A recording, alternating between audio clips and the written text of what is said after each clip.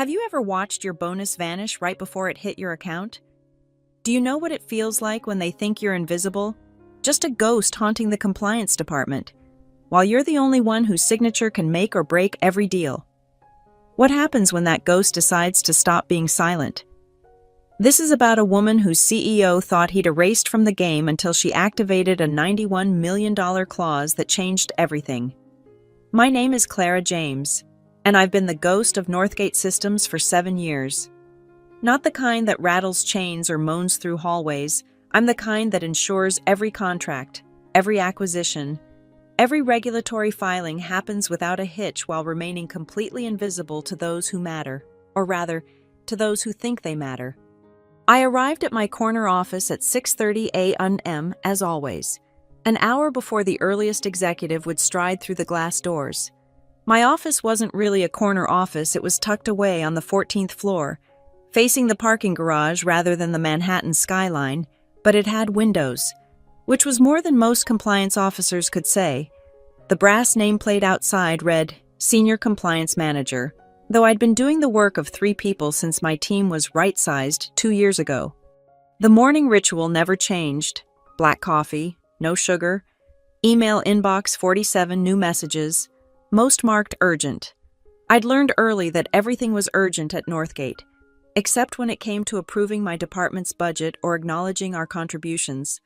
I scrolled through the familiar pattern legal reviewing contracts I'd already vetted, sales promising terms we couldn't deliver, operations asking for exceptions to policies that existed for good reasons.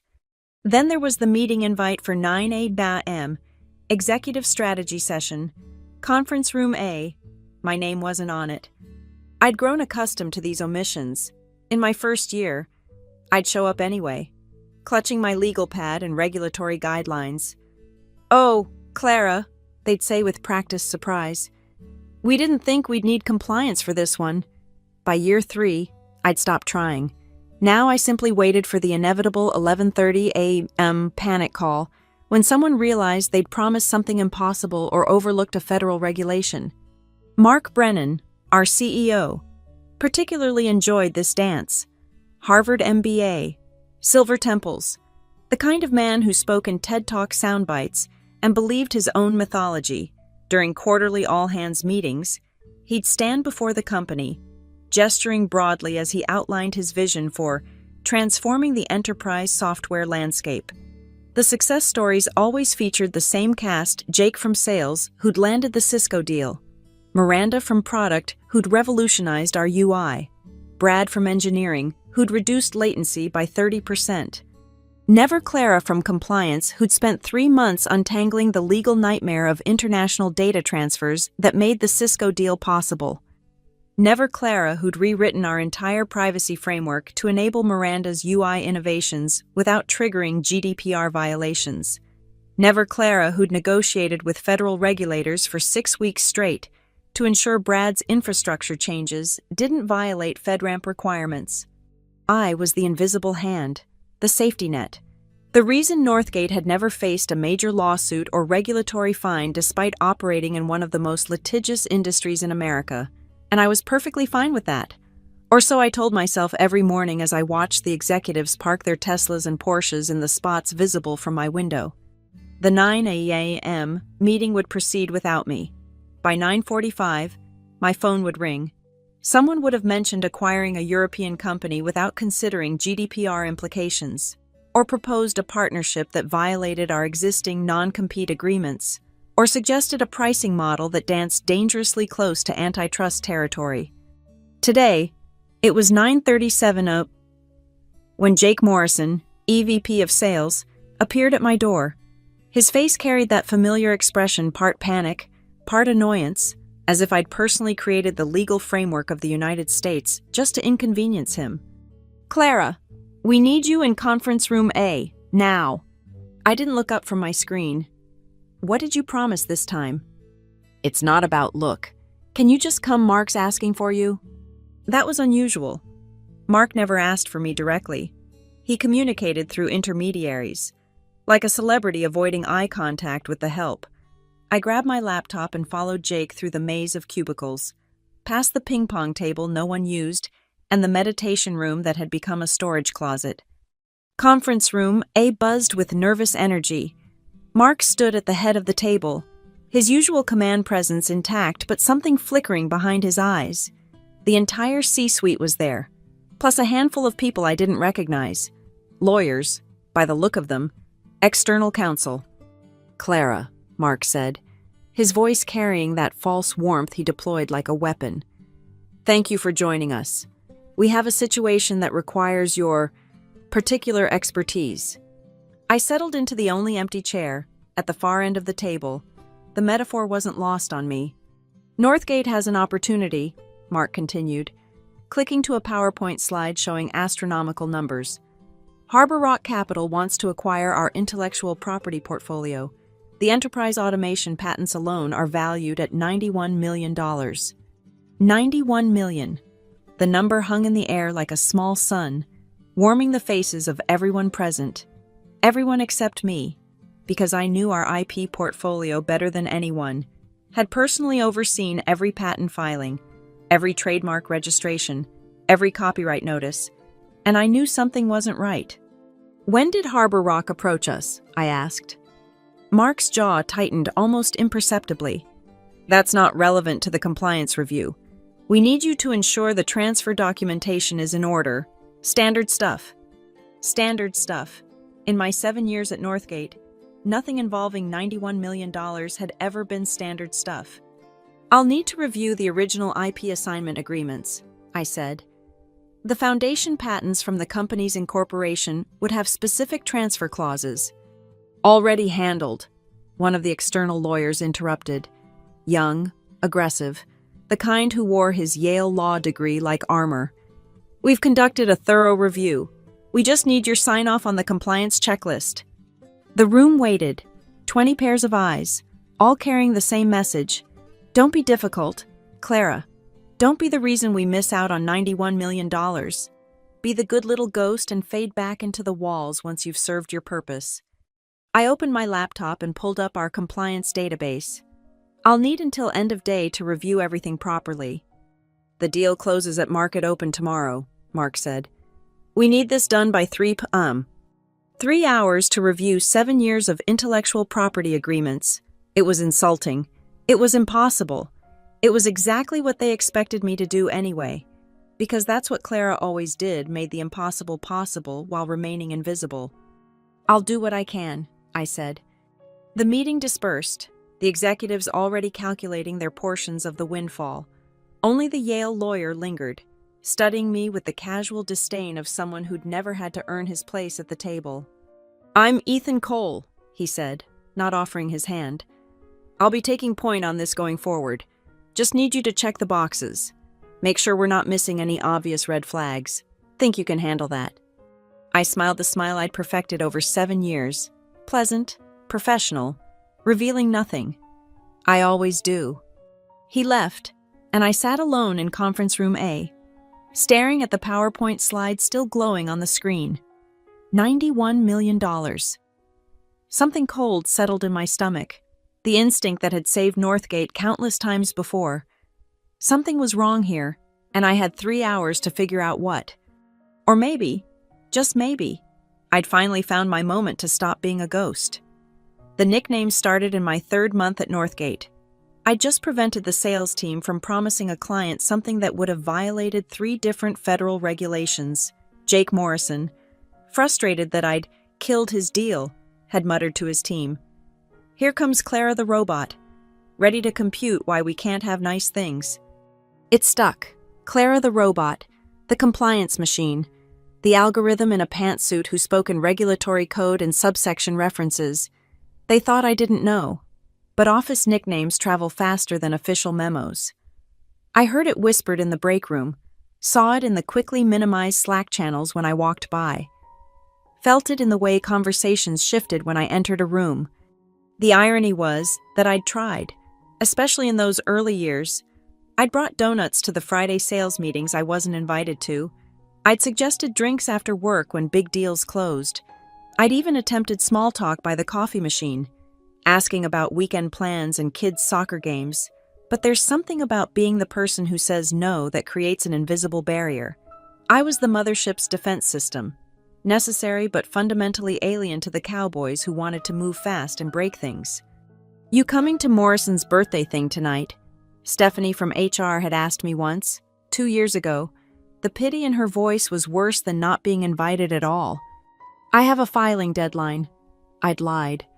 "You always have a filing deadline," she'd said, not unkindly. Maybe that's the problem. But the problem wasn't my deadlines. The problem was that I'd become essential furniture, like the fire extinguisher behind glass. You needed it there.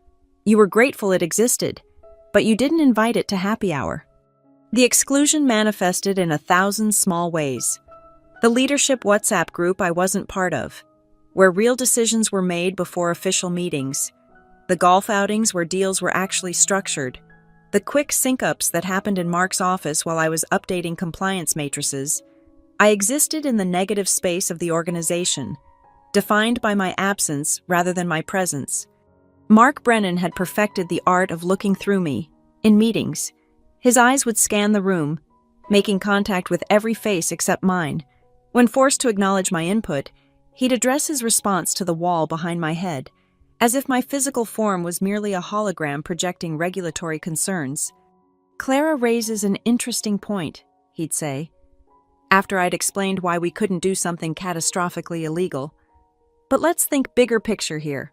Let's not get bogged down in the minutia." The minutia. That's what 7 years of keeping Northgate out of federal prison had become. Minutia. The culture of exclusion wasn't just social, it was strategic. They'd restructured the organization chart twice in my tenure, and both times my department had somehow shifted further from the center of power. First, I'd reported directly to the chief legal officer, then to the VP of operations. Now, technically, I reported to Mark, but we'd had exactly 3 one-on-one meetings in 2 years, each lasting less than 10 minutes. "You're doing great work, Clara," he'd said in our last meeting, 8 months ago, already checking his phone. "Just keep doing what you're doing. Keep us safe." Keep us safe, like I was a security system, not a strategic partner, like the millions I'd saved them in avoided fines and prevented lawsuits were just the cost of doing business, not active value creation. The younger employees picked up on the hierarchy quickly. The fresh MBAs who joined with stars in their eyes learned within weeks that compliance was where careers went to die. They'd come to me with their required training modules and signature requests, but their body language screamed their real thoughts. "I'm better than this. I won't end up like her." Even the office space told the story. The 14th floor was Northgate Siberia. Housing compliance, internal audit, and records management, all the functions that didn't generate revenue but prevented catastrophe. The executive floor. 16. Might as well have been another planet. Marble where we had worn carpet, fresh flowers where we had dying pothos plants, an espresso machine that cost more than my monthly salary, where we had a Keurig that hadn't been descaled since the Obama administration. But it was the intellectual dismissal that cut deepest. In strategy sessions I was accidentally invited to, my input was treated like a necessary evil, a box to check before returning to the real conversation. I'd watch them sketch out grand plans on whiteboards, ignoring the regulatory impossibilities I'd pointed out, only to scramble back to me weeks later when reality intruded on their vision. "Clara doesn't understand the big picture." I'd once overheard Mark tell the board during a break. I'd been in the bathroom stall, invisible even in my invisibility. "She's excellent at what she does, but she's not a strategic thinker. She doesn't see beyond the rules." I'd sat in that stall for 10 minutes, staring at the beige stall door, wondering if he was right. Maybe I didn't see the big picture. Maybe I was just Clara the robot, processing regulations and outputting compliance verdicts. Maybe that's all I'd ever be. The company happy hours were the worst, held monthly at the trendy gastropub 2 blocks away. They were mandatory in everything but name. I'd stopped going after year 4, when I'd spent 2 hours nursing a single glass of wine while conversations flowed around me like water around a stone. The one time someone had tried to include me, a new hire, who didn't know better, the table had fallen silent when I'd answered his question about what I did. "So you're like the fun police," he'd said, trying to make a joke of it. Something like that, I'd replied, watching his smile fade as he realized he'd aligned himself with the wrong person. The pandemic had been almost a relief. Working from home meant I didn't have to watch the impromptu gatherings I wasn't part of. Didn't have to smell the catered lunches for meetings I wasn't invited to. Didn't have to pretend I had plans when everyone else discussed their weekend adventures. But we'd return to the office, and the patterns reasserted themselves like muscle memory. Clara the robot, back in her corner office, keeping everyone safe while they planned their $91 million futures. "She's brilliant with paperwork," Mark had said in this morning's meeting, thinking I couldn't hear him in the hallway. "But you can't build a company on paperwork. You need vision. And Clara, well, she sees semicolons where we see opportunities." Ethan Cole had laughed, that easy laugh of someone who'd never been the semicolon in someone else's sentence. "Don't worry, after tomorrow, you can promote someone with more strategic thinking." The words had hit like ice water. After tomorrow, promote someone else. The acquisition wasn't just about patents. It was about restructuring. It was about removing the obstacles to Mark's grand vision. And I was the ultimate obstacle. The ghost who kept saying no. The robot who computed why things couldn't be done. The semicolon in their beautiful, regulation-free sentence. They thought I didn't understand strategy. They thought I only saw rules and restrictions where they saw possibilities. They thought 7 years of exclusion had made me grateful for whatever scraps they threw my way. They thought wrong. The first whispers about the acquisition started 3 weeks before that morning meeting. Northgate Systems had always been a leaky ship when it came to secrets, too many egos needing to hint at their importance, too many assistants with access to executive calendars. But this was different. The rumors didn't flow through the usual channels. They appeared like drops of water from an unknown source, each one carrying just enough information to create ripples. I noticed it first in the parking garage. 3 black Lincoln Town cars with tinted windows, the kind private equity firms sent for their senior partners. They'd arrive at 7 a.m., disappear into the executive elevator, and leave by 9. No calendar invites, no visitor badges logged in our system, ghost meetings for ghost deals. Then came the document lockdowns. Miranda from Product mentioned casually that she couldn't access the patent database anymore. Some kind of system upgrade, she'd said, not thinking twice about it. But I knew our IT schedule like I knew the federal regulatory calendar. No upgrades were planned until Q3. The conference rooms told their own story. The executive floor's glass-walled meeting spaces, usually transparent in their corporate theater, suddenly sprouted privacy film. Overnight, literally. I'd left at 8 p.m. on a Tuesday to clear glass and returned Wednesday morning to opaque barriers. Facilities claimed it was for glare reduction, but March in Manhattan wasn't known for its blinding sunshine. My access to critical systems began evaporating like morning dew. First, it was subtle: a shared drive here, a database there. Reorganizing permissions. It told me when I inquired. Should be back up soon, but soon never came. By the second week, I couldn't access half the intellectual property documentation I was supposed to be managing. "Clara, do you have the Q4 patent filing summaries?" Mark's assistant had asked, startling me one afternoon. "They're in the IP shared drive," I'd replied. "Same folder structure as always." She'd frowned. "Legal says that drive has been archived. They're handling IP documentation directly now." Legal, handling my documentation. The same legal department that had once filed a trademark application for the wrong company name was now managing our entire intellectual property portfolio. But it was Ethan Cole's appearance that confirmed my suspicions. He materialized on a Monday morning like an expensive suit filled with ambition, commandeering the empty office next to mine, Harvard Law.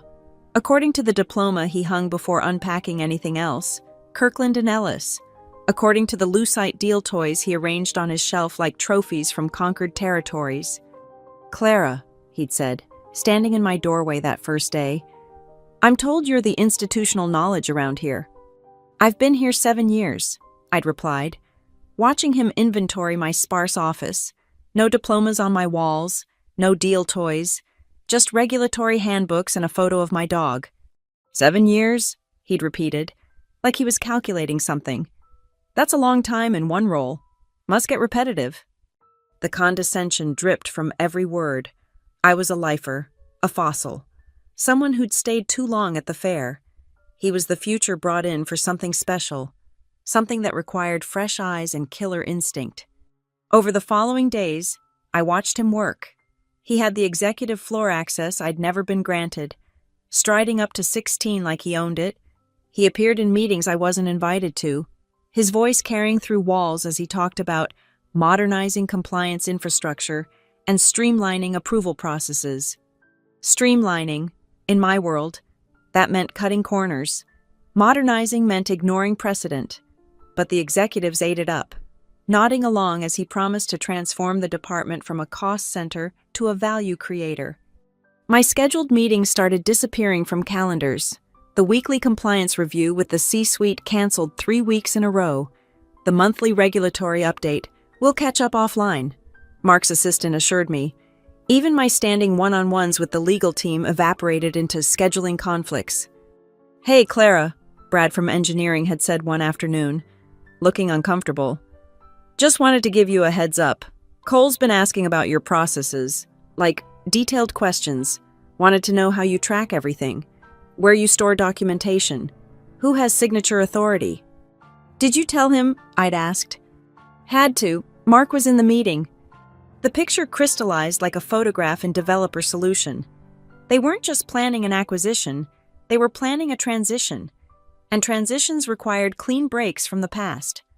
I started documenting everything, not in the company systems, those were compromised, in a personal notebook, handwritten, old school, every missed meeting, every revoked access, every conversation that stopped when I entered a room, the evidence of my systematic extraction from Northgate's nervous system. The most telling sign came from Stephanie in HR. She'd always been kind, one of the few who'd maintained eye contact when passing in the halls. But suddenly she couldn't meet my gaze, offering nervous smiles and hurried excuses to end conversations. "Clara," she'd said one day, catching me by the elevators, "just make sure your personal items are organized, in case we need to do any office reshuffling." Office reshuffling. HR speak for clearing out the deadwood. I'd returned to my office and looked around. 7 years. And all I had to show for it were 3 banker's boxes worth of personal items. The photo of Max, my golden retriever, a coffee mug from a compliance conference in Denver, a small succulent that had somehow survived the fluorescent lights, the material footprint of a ghost. But ghosts see things others miss. They slip through walls and hear conversations meant to be private. And I'd been slipping through Northgate's walls for 7 years, accumulating knowledge like dust in corners no one else bothered to check. That night, I'd stayed late, using what system access remained to pull every document I could find: employment agreements, IP assignments, corporate bylaws, articles of incorporation, the founding documents that everyone had forgotten existed, buried under 7 years of amendments and acquisitions. At 11:45 p.m., in a subfolder labeled Legacy Documentation, I found something interesting. My hands trembled slightly as I read through the dense legal language, parsing clauses written when Northgate was just 3 programmers with a dream and a desperate need for someone who understood regulations. They thought they were erasing a ghost. They didn't realize ghosts leave fingerprints on everything they touch. And I'd touched every single piece of intellectual property Northgate had ever created. The acquisition rumors weren't rumors anymore. They were a countdown clock. And somewhere in those legacy documents, buried in subsections and signature pages, was the proof that Clara the robot had been more than just a compliance mechanism. I'd been the key to the kingdom, and they were about to find out what happened when you tried to change the locks without checking who still held the master.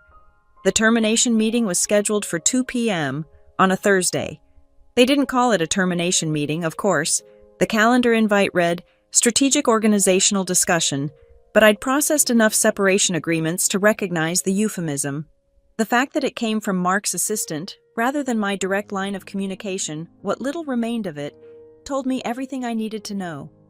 I dressed carefully that morning, not the usual practical blazer and slacks, but the charcoal suit I'd bought for a conference keynote I was never asked to deliver. If they were going to erase me, I'd make them look me in the eye while they did it.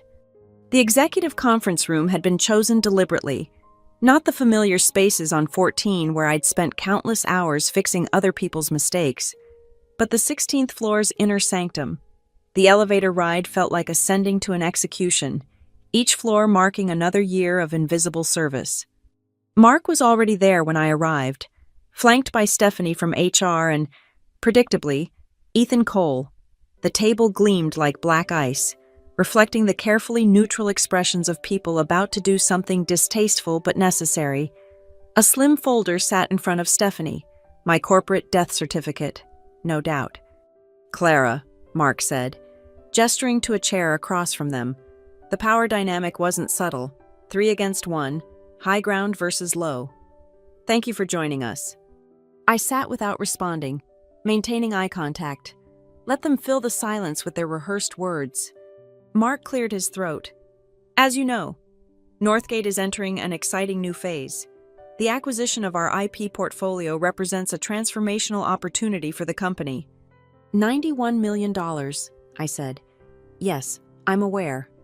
A flicker of irritation crossed his face. I wasn't following the script. The compliant Clara would have nodded, waited, accepted whatever came next. "Yes, well," he continued, "transformational opportunities require transformational thinking. We need to ensure our organizational structure aligns with our future vision." "Your future vision," I corrected. "Unless I missed the meeting where we discussed it." "Oh wait, I did miss it. I've missed quite a few meetings lately." Stephanie shifted uncomfortably, fidgeting with the folder.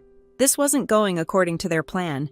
I was supposed to be Clara the robot, processing my termination with the same mechanical efficiency I brought to regulatory filings. "Clara," Stephanie interjected, using her best HR voice, compassionate but firm, "we want to make this transition as smooth as possible for everyone involved." "Transition," I repeated. "Is that what we're calling it?" Mark's patience evaporated. He leaned forward, CEO mask firmly in place. "Let's not make this harder than it needs to be. Your position is being sunset. It's nothing personal." "Sunset," I interrupted. "Like I'm a feature being deprecated. How poetic." "The role of senior compliance manager will be absorbed into our new integrated legal structure." Ethan spoke for the first time, his voice carrying the confidence of someone who'd already measured my office for new furniture. "We appreciate your contributions, but the company needs fresh perspectives on risk management." Fresh perspectives. From a 30-year-old who'd probably never seen the inside of a federal courthouse except on a law school field trip. "When?" I asked. "Effective immediately," Mark said. "We'll honor your contract. Of course, 2 weeks severance for every year of service. Full benefits through the quarter. We're being more than generous. 14 weeks of severance for 7 years of keeping them out of prison. They probably spent more on the champagne for closing dinners." Stephanie slid the folder across the table. "We'll need you to sign these separation agreements. Standard stuff: non-disclosure, non-compete, non-disparagement. Your access to company systems will be terminated at 5 p.m. today. Security will help you gather your personal belongings." I didn't touch the folder. "What about the IP acquisition? Don't you need compliance sign-off?" Mark waved dismissively. "Ethan has that covered. He's been getting up to speed on your processes. We're confident in the transition plan." "My processes," I said slowly. "The ones I've built over 7 years. The ones that have kept us compliant with federal regulations, state requirements, international standards. He's mastered all of that in 3 weeks." "I'm a fast learner," Ethan said with a smirk that made me want to introduce his face to the conference table. "I'm sure you are," I replied. "Tell me, in your fast learning, did you review the original incorporation documents, the IP assignment agreements from our first patents?" A brief silence. They exchanged glances like poker players trying not to reveal their hands. "Everything's been thoroughly reviewed," Mark said, but uncertainty flickered in his voice. "By outside counsel," Ethan added quickly. "Top firms? They've signed off on everything." I stood up, smoothing my suit jacket. Then you don't need anything from me. The separation agreement, Stephanie started. I'll review it with my attorney, I said. You know, just to make sure it's compliant. I'd hate for there to be any regulatory issues with my own termination. The irony would be too much. Mark's face darkened. Clara, let's be reasonable. Sign the papers, take your severance, and move on. This doesn't have to be adversarial. Adversarial. I smiled, and something in my expression made Stephanie lean back. Mark, I've been invisible for 7 years. I've saved this company millions while being treated like furniture.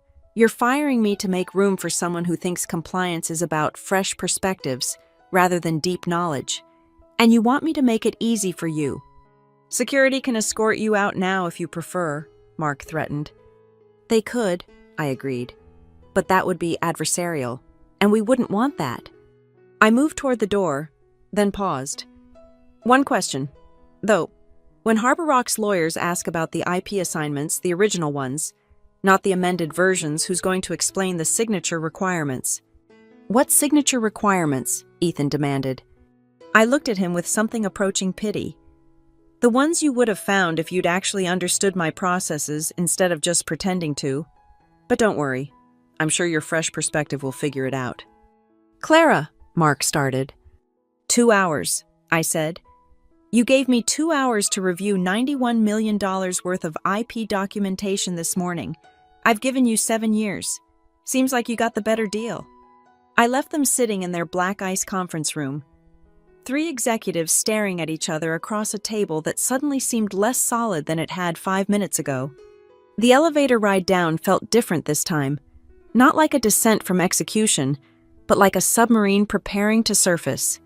They thought they'd fired Clara the robot, the invisible compliance ghost who haunted their regulatory nightmares.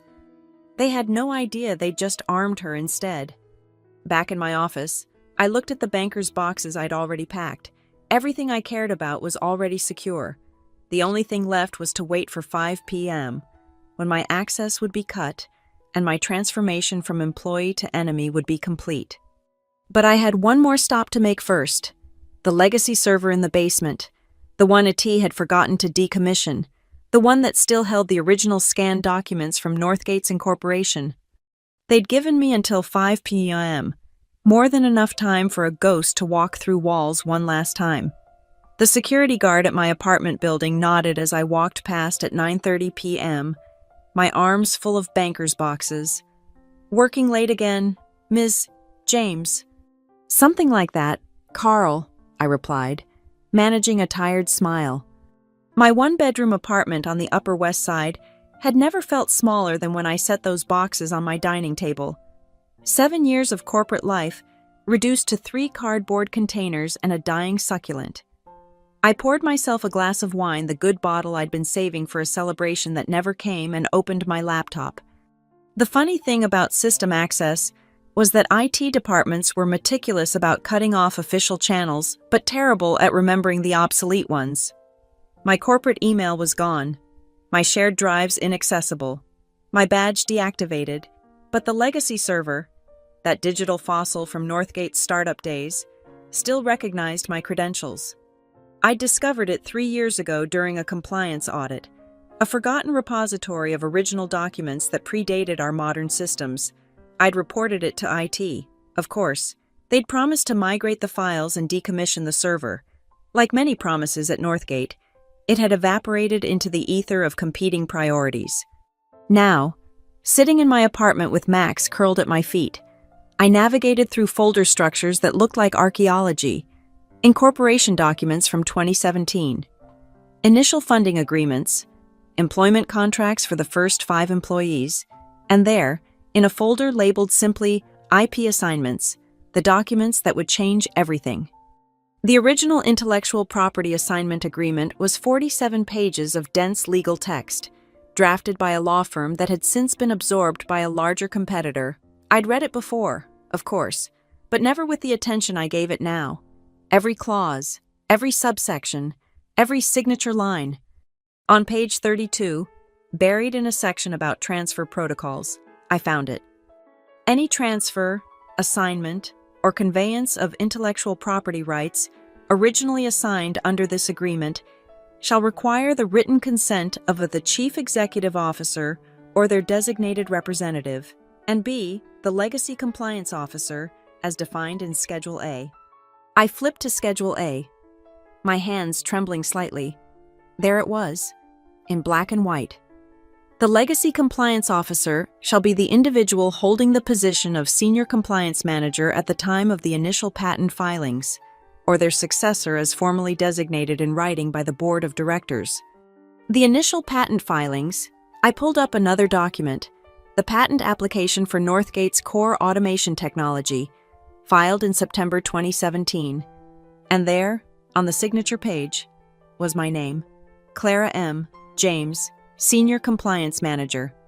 I'd been 27, fresh from my compliance role at a pharmaceutical company, eager to join a startup that promised to change the world. They'd needed someone who understood regulatory frameworks, who could navigate the maze of requirements that turned innovative ideas into protected intellectual property. They'd needed me. But here was the beautiful, terrible thing: they'd never formally designated a successor. In 7 years of organizational charts and restructuring, of title changes and reporting realignments, no one had ever filed the board resolution required to transfer the Legacy Compliance Officer designation. I'd checked 3 times. I was still the Legacy Compliance Officer, and according to the original agreement, my written consent was required for any IP transfer. The wine tasted sharper now, adrenaline changing my perception of everything. I pulled up the amended agreements, the ones Ethan and his outside counsel had certainly reviewed, clean, modernized documents that streamlined the transfer process, eliminated redundancies, clarified ambiguities, professional work. Except they'd never superseded the original agreement, not properly.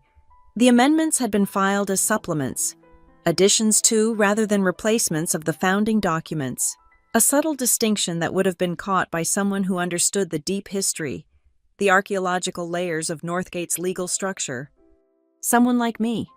I spent the rest of the night building my case, screenshots of every relevant passage, downloads of every supporting document, cross-references to board minutes that showed no formal designation of a successor Legacy Compliance Officer.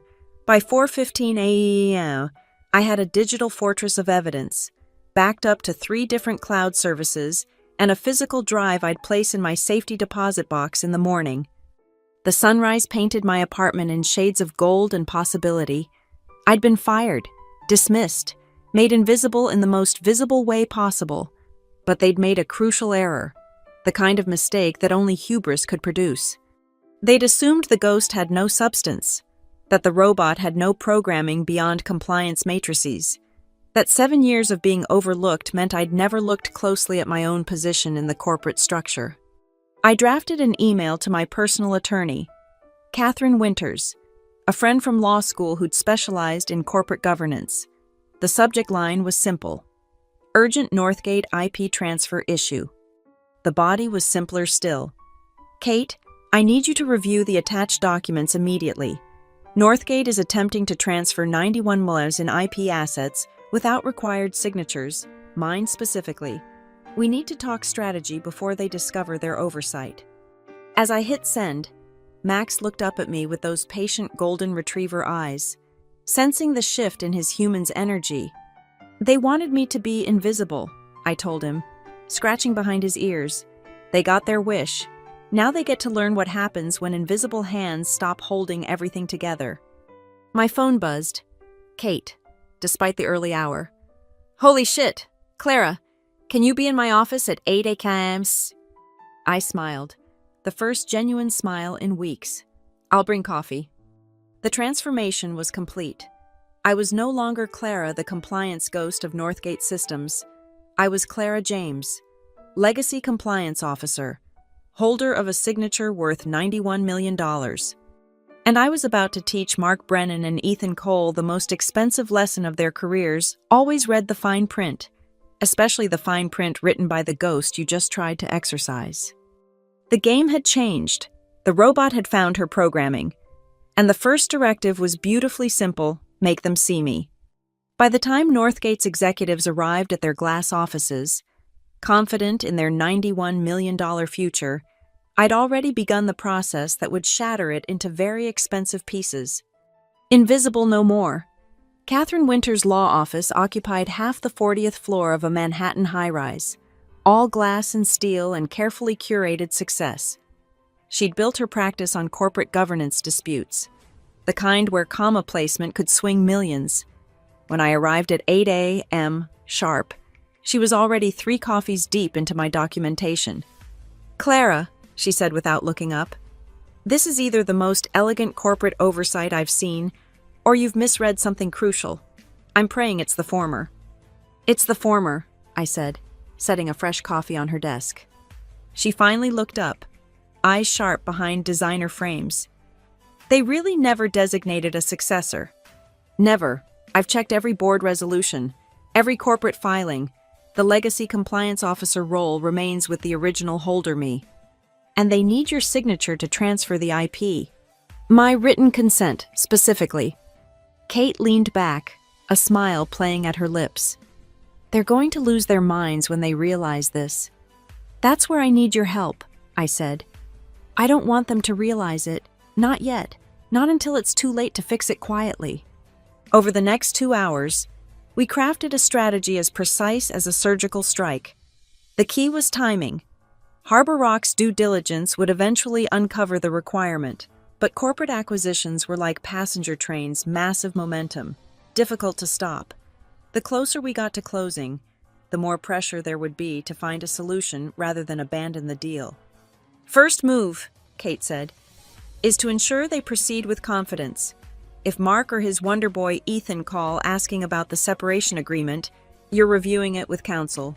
Normal process. Nothing alarming.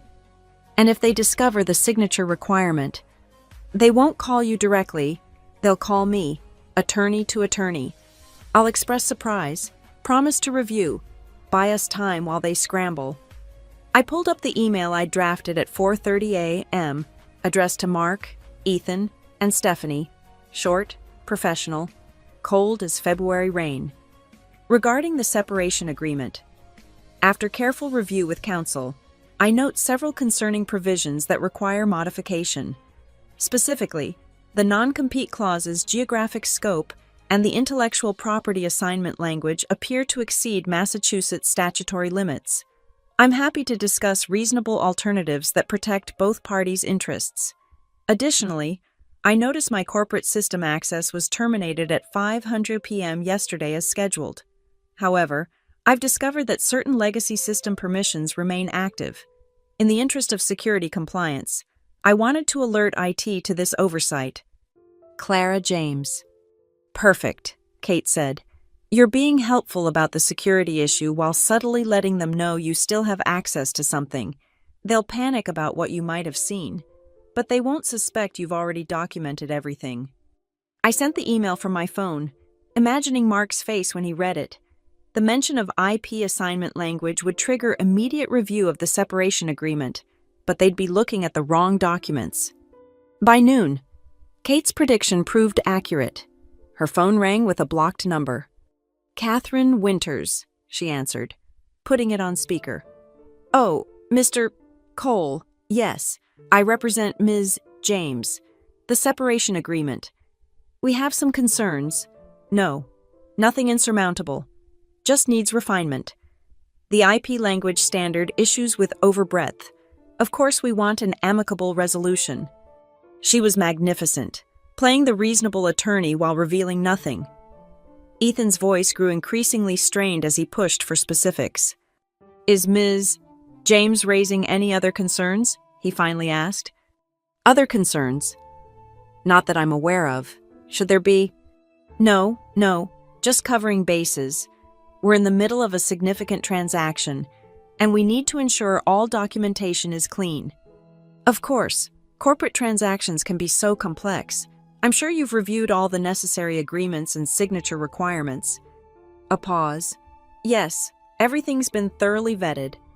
After Kate hung up, we shared a look of perfect understanding. They hadn't found it yet. The rest of the day became a waiting game. I stayed in Kate's conference room, monitoring email, watching for signs of discovery. At 3:45 p.m., the first crack appeared. An email from Ethan to Mark, accidentally CC'd to an old distribution list I was still on.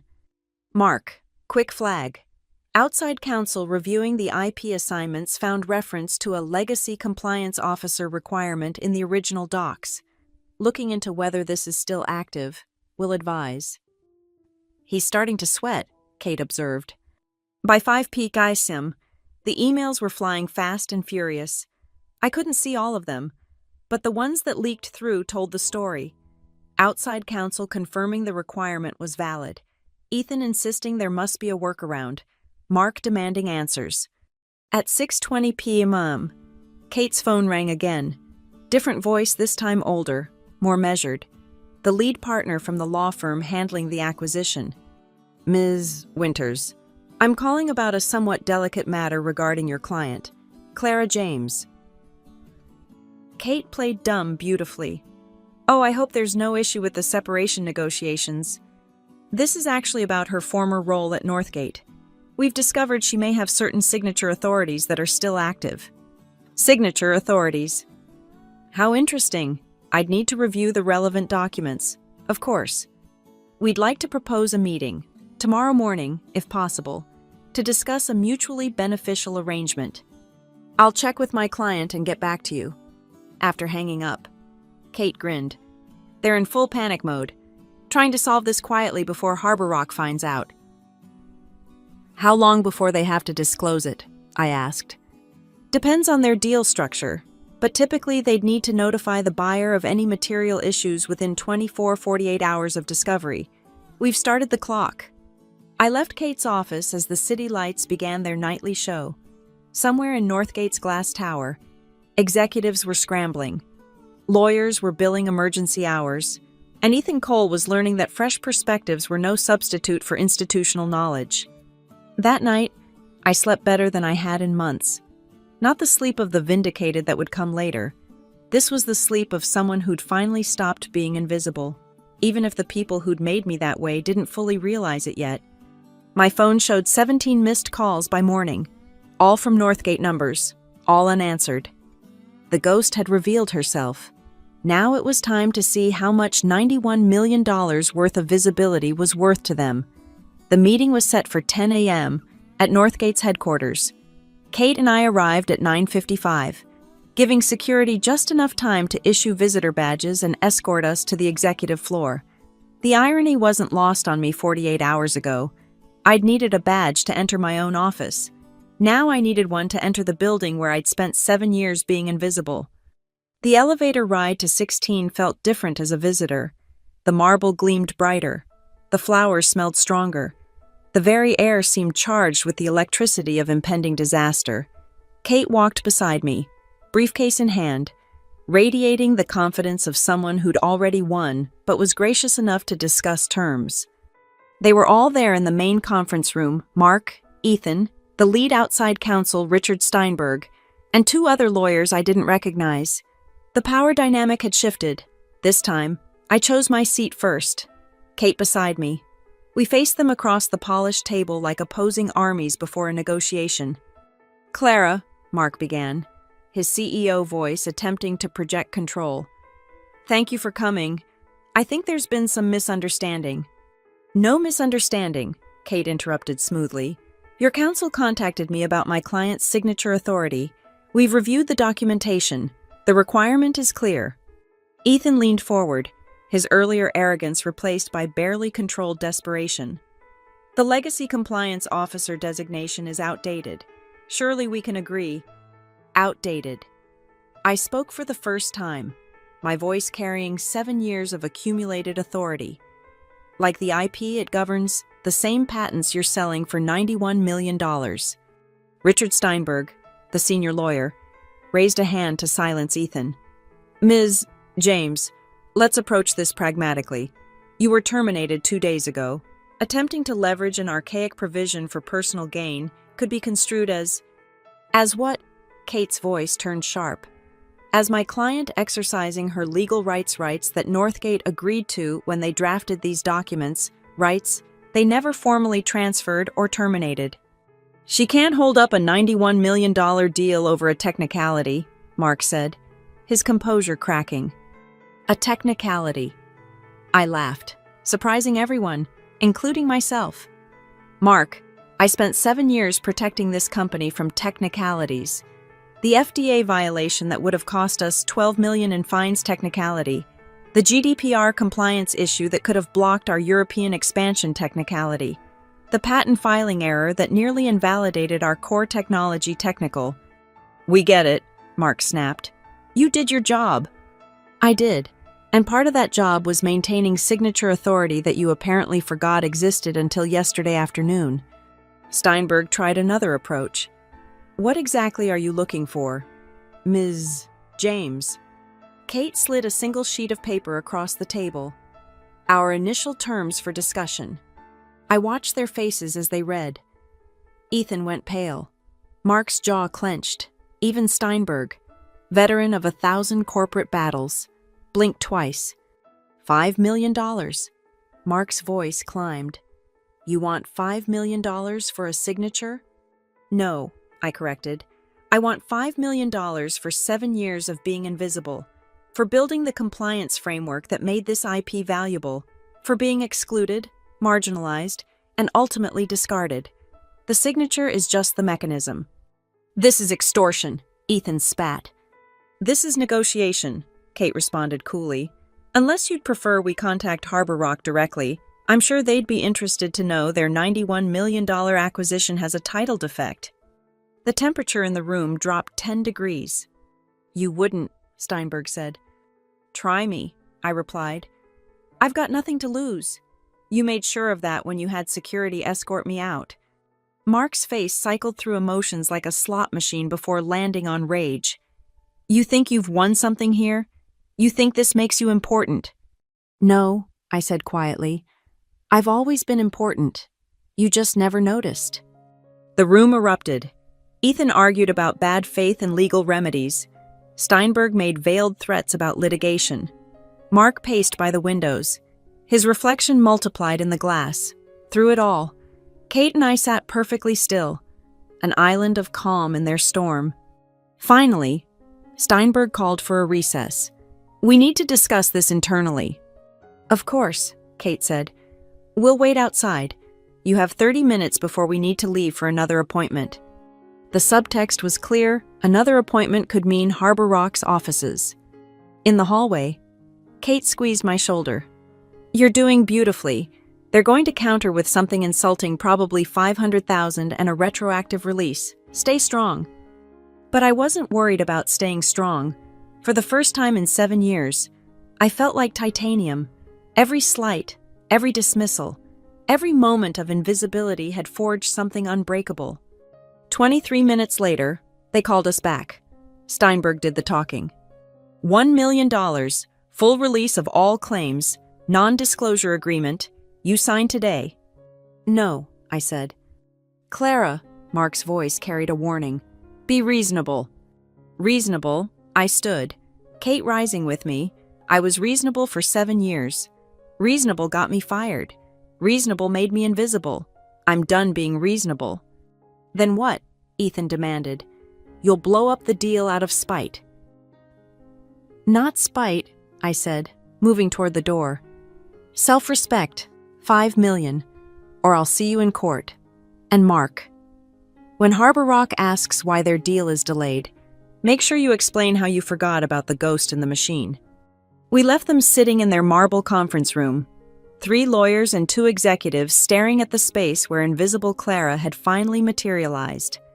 In the elevator, Kate was practically vibrating with adrenaline. They'll cave. They have to. Harbor Rock won't wait. And litigating this could take months. I nodded, watching the floors count down. 15, 14, 13. Each number a year they'd overlooked me. 12, 11, 10. Each floor a reminder of every meeting I wasn't invited to. 9, 8, 7. Every decision made without my input. 6, 5, 4. Every time they'd acted like I didn't exist. 3, 2, 1. The lobby doors opened, and I stepped out into the daylight of visible consequence. Somewhere above us, $91 million hung in the balance, waiting for the signature of a ghost who'd finally learned to haunt. The call came at 7:22 p.m. that evening, not from Northgate's lawyers, not from Mark or Ethan, but from a number with a 415 area code, San Francisco, Harbor Rock Capital.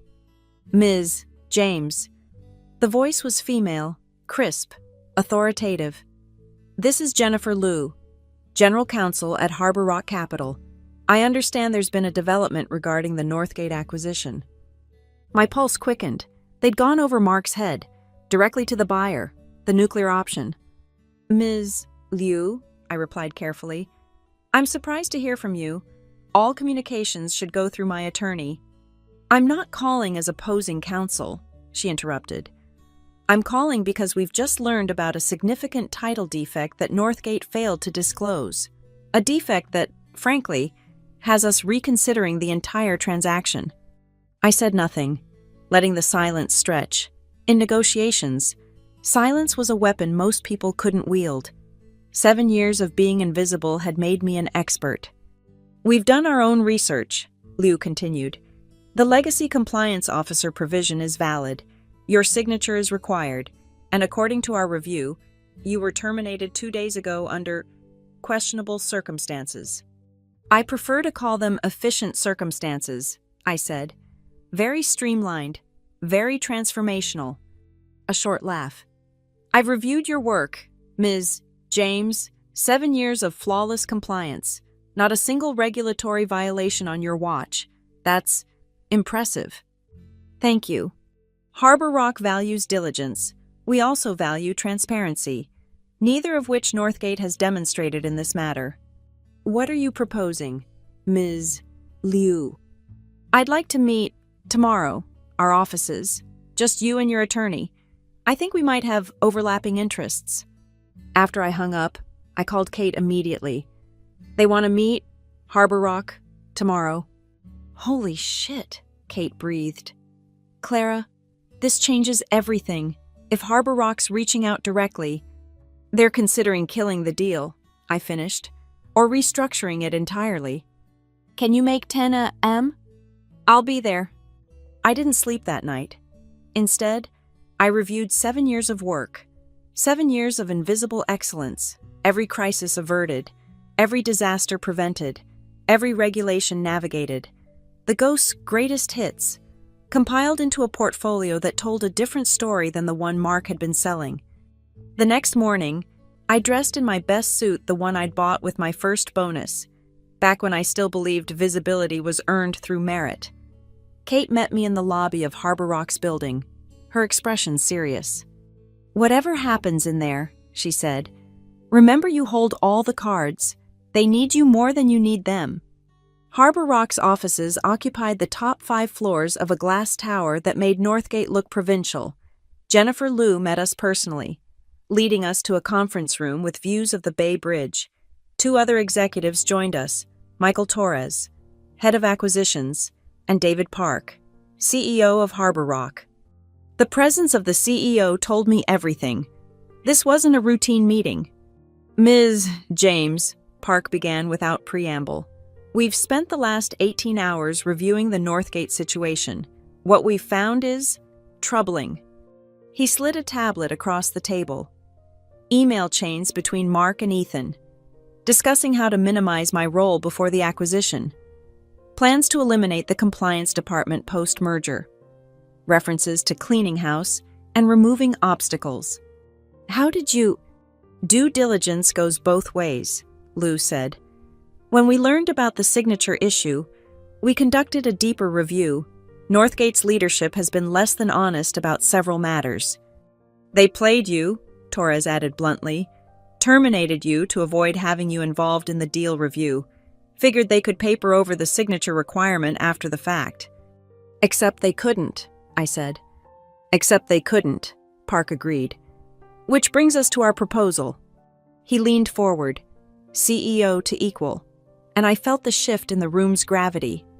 "We still want Northgate's IP portfolio. The technology is solid. The patents are valuable. But we have concerns about the leadership team, about the culture, about the risk management practices. You want me to sign? I said. We want more than that, Lou interjected. We want you to consider a position with Harbor Rock, Senior Vice President of Compliance and Risk Management, overseeing not just the Northgate integration, but our entire portfolio. The room spun slightly. Kate's hand found my arm under the table, grounding me. You're offering me a job? We're offering you what Northgate never did, Park said. Recognition, authority, a seat at the table where decisions are made, not just reviewed after the fact. And if I refuse, then we'll work with whatever terms you and Northgate negotiate, Torres said. But the deal becomes much less attractive. We might reduce our offer by, say, 30%, maybe 40%. Title defects are expensive to resolve. The implication was clear. Take the job, and the deal proceeds smoothly. Refuse, and Mark's $91 million becomes $55 million, maybe less. I need to think about this, I said. Of course, Park stood, the others following. We'll need an answer by Monday. The deal is supposed to close Thursday. As we left, Lou handed me a folder. Your proposed compensation package. I think you'll find it competitive. In the elevator, Kate was uncharacteristically quiet. Only when we reached the street did she speak. Clara, that number. I saw it. Base salary of $400,000. Signing bonus of $2 million. Equity participation. You'd make more in your first year than Northgate paid me in 7, I finished. We stood on the sidewalk. San Francisco fog rolling between the buildings like destiny made visible. Somewhere across the city, Mark and Ethan were probably screaming at their lawyers, demanding solutions to the problem they'd created by trying to erase me. What are you thinking? Kate asked. I thought about 7 years of invisibility, of being Clara the robot, the ghost in the machine, the semicolon in their sentences. I thought about the 14,000 documents I'd reviewed, the 300 contracts I'd saved from disaster, the countless hours of thankless excellence. I'm thinking, I said slowly, that Mark's about to learn the real cost of making someone invisible. The $5 million from Northgate. No, I smiled. The $40 million Harbor Rock's about to cut from their offer when I take the job. He wanted me gone. He's about to get his wish and a $40 million invoice for the privilege. The fog swirled around us, and for the first time in 7 years, I felt completely, brilliantly visible. The final signing was scheduled for Thursday at 2 p.m. at Morrison & Associates, a neutral law firm in Midtown. The 3 days between Harbor Rock's offer and the closing became a masterclass in corporate panic. My phone logged 43 missed calls from Northgate numbers. My email inbox filled with increasingly desperate messages from Mark, Ethan, Steinberg, even board members I'd never directly interacted with. I responded to none of them. Kate fielded the legal communications with surgical precision. Yes, Ms.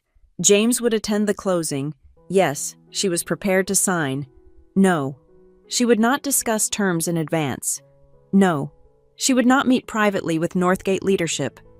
By Wednesday afternoon, the messages had taken on a different tone. Pleading had shifted to threats. Steinberg sent a formal letter suggesting potential litigation for bad faith negotiations and intentional interference with business relations. Kate's response was a work of art, 2 sentences confirming our attendance and noting that any signature was, of course, contingent on the documents being legally sound and properly presented. Thursday morning arrived crisp and clear, one of those rare Manhattan days when the sky seemed infinite. I chose my outfit carefully, a new suit, purchased with the advance Harbor Rock had wired to secure my acceptance. Navy blue, perfectly tailored, the kind of armor money could buy. You ready for this? Kate asked as we rode the elevator to Morrison & Associates offices. 7 years ready, I replied. The conference room was a study in forced professionalism. 2 camps had formed on opposite sides of the massive table. On one side, Northgate's contingent, Mark, Ethan, Steinberg, and 3 other lawyers. On the other, Harbor Rock's team, Jennifer Liu, Michael Torres, and their legal battalion. The mediating attorneys from Morrison and Associates occupied the head of the table like referees at a prize fight. I entered last, deliberately, every head turned. Mark's face was a masterpiece of controlled fury. Ethan looked like he'd aged 5 years in 3 days. Even Steinberg's professional mask couldn't hide his frustration. "Ms. James," the lead Morrison attorney said, "please, take a seat." I chose a chair at the corner of the table, technically neutral, but angled toward Harbor Rock. The symbolism wasn't lost on anyone. "Before we begin," Steinberg said, "my client would like to address Ms. James directly." "That's not necessary," Kate interjected. "Please," Mark said, and for the first time in 7 years, I heard something like humility in his voice. "Clara, we've worked together for a long time. Whatever. Misunderstandings have occurred. Surely we can resolve this professionally." I met his gaze steadily. "We are resolving it professionally. That's why we're here. The company is prepared to offer you a settlement," he continued. "1.5 million, full release, immediate payment." "No." "2 million." "No." His composure cracked. "This is vindictive." "This is business," I interrupted. "Something you should understand. After all, you're the one with the Harvard MBA and the grand vision. I'm just the compliance robot, remember?" Liu cleared her throat. "Perhaps we should proceed with the documentation review." The next 2 hours unfolded like a choreographed dance. Pages turned, clauses reviewed, signatures applied to everything except the final IP transfer agreement. That document sat in the center of the table like an unexploded bomb, waiting for my signature to either defuse or detonate it. Finally, the moment arrived.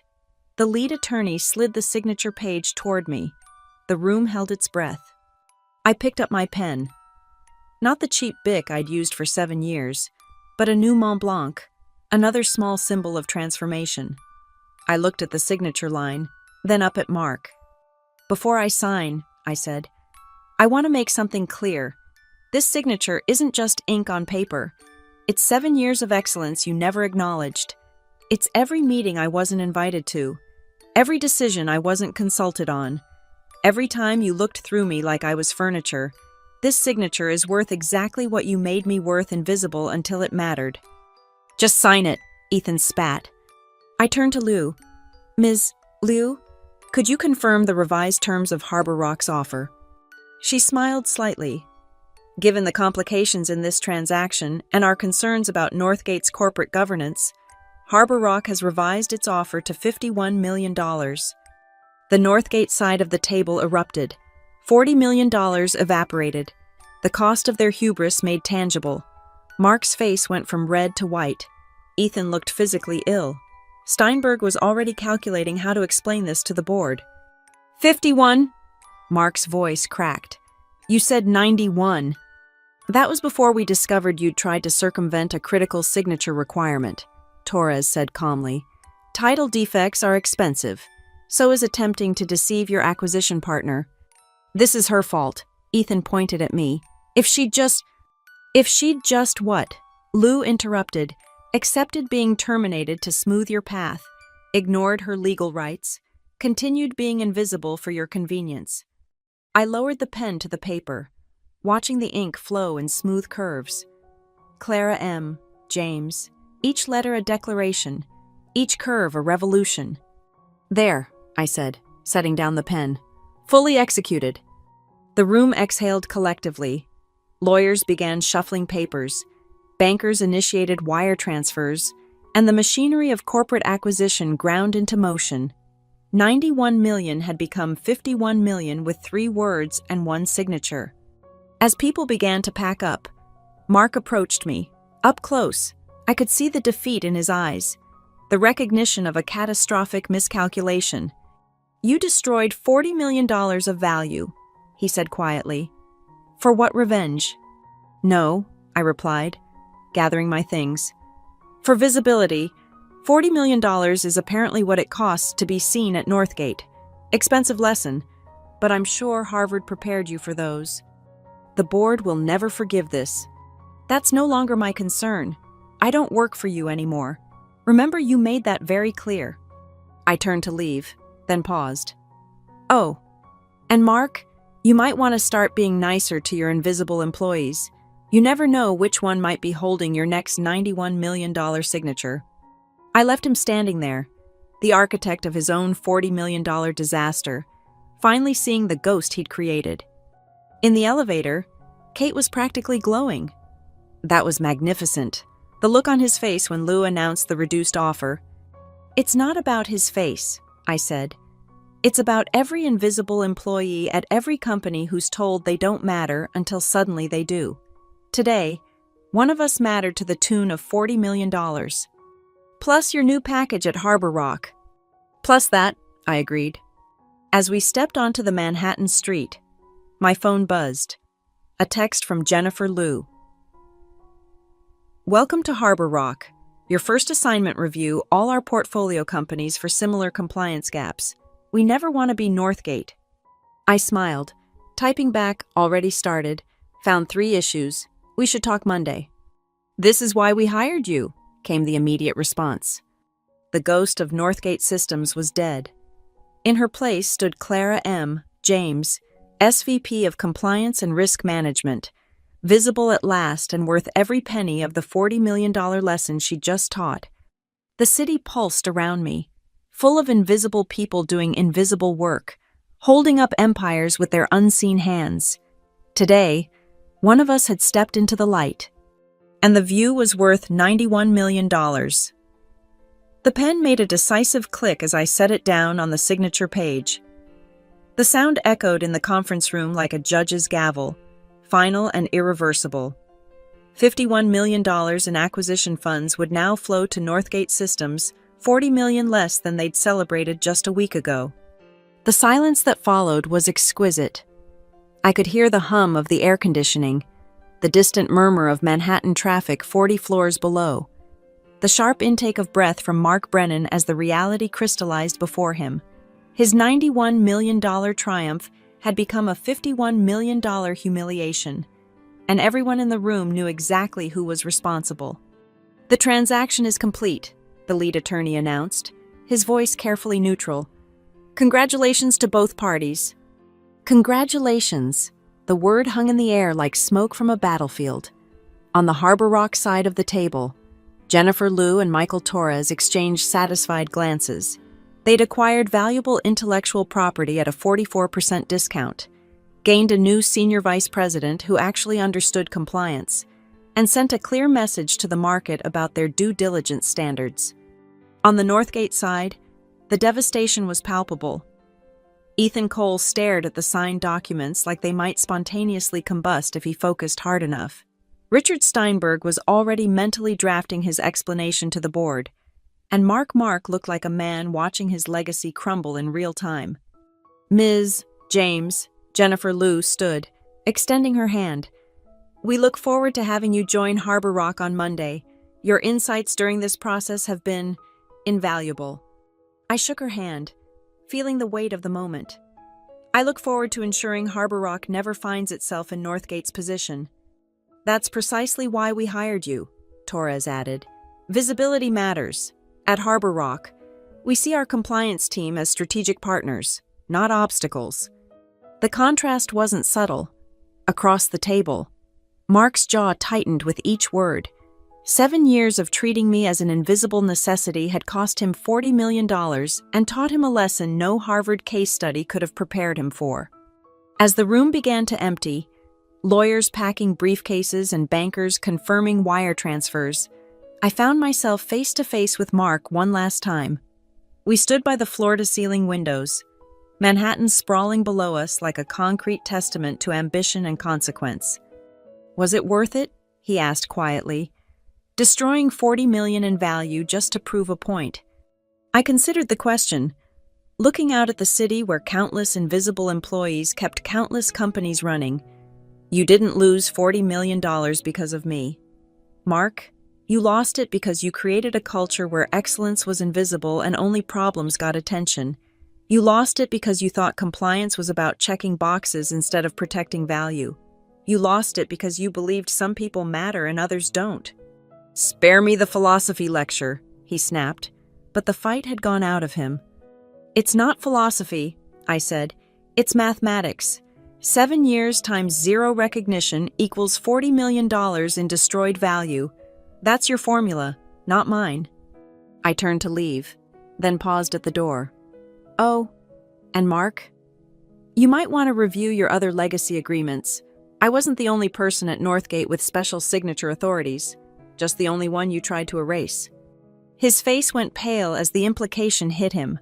How many other ghosts were haunting Northgate's legal documents? How many other invisible employees held keys to kingdoms he didn't even know existed? "Clara, wait!" But I was already gone, walking through the marble lobby with Kate beside me, leaving the wreckage of Northgate's arrogance behind. My phone buzzed with messages, congratulations from colleagues at other companies who'd heard about the deal. LinkedIn requests from people who suddenly found me worth knowing. Interview requests from business reporters who wanted to understand how a fired compliance manager had knocked $40 million off an acquisition price. "You realize you're about to become a legend," Kate said as we emerged onto the street. "Every overlooked employee in corporate America is going to hear about this." "Good," I said. "Maybe it'll make companies think twice before treating their people like furniture." We parted ways at the corner, Kate heading back to her office to handle the inevitable legal follow-up. Me heading home to prepare for my new role at Harbor Rock. As I walked, I thought about the journey from invisible to invaluable, from ghost to game changer. Monday morning at Harbor Rock was everything Northgate had never been. A corner office with actual corners, a team that reported to me instead of around me, a seat at the executive table where my voice carried weight instead of whispers, but most importantly, a culture that understood a fundamental truth: the people you can't see are often the ones holding everything together. My first act as SVP was to institute a comprehensive review of all portfolio companies' legacy agreements and compliance structures. My second was to create a recognition program for the invisible excellence that kept companies running. My third was to send Mark Brennan a small gift, a copy of the Harvard Business Review, with a post-it note on an article about the hidden costs of employee invisibility.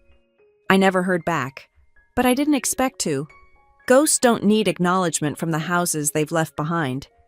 6 months later, the business press reported that Northgate's board had replaced Mark Brennan as CEO. The official statement cited strategic differences regarding corporate valuation and risk management.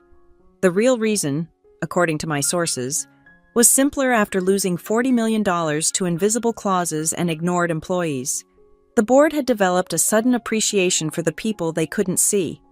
Ethan Cole left shortly after, his LinkedIn profile eventually showing a position at a small firm specializing in compliance transformation. I wondered if he'd learned to read the fine print yet. As for me, I became exactly what I'd always been: a guardian of value, a protector against risk, a translator between vision and reality. The only difference was that now, everyone could see me doing it. The ghost of Northgate Systems had found her voice, and it turned out to be worth exactly $91 million, $40 million in lessons learned, and $51 million in value preserved.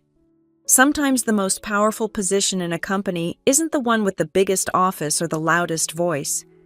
Sometimes it's the quiet signature on page 32 of a forgotten document, waiting patiently for its moment to matter.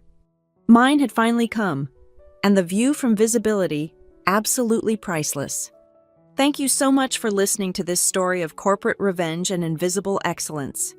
I'd love to know where you're listening from. Drop a comment below and share your thoughts on Clara's journey from ghost to game changer. Have you ever felt invisible in your workplace? How did you make yourself seen? Don't forget to subscribe to the channel and hit that like button if Clara's story resonated with you. And if you really want to help more people discover this tale of a $91 million signature, please hit the hype button to boost this video. Your support helps these stories reach others who might need to hear that being invisible doesn't mean being worthless. Sometimes it means you're the most valuable person in the room.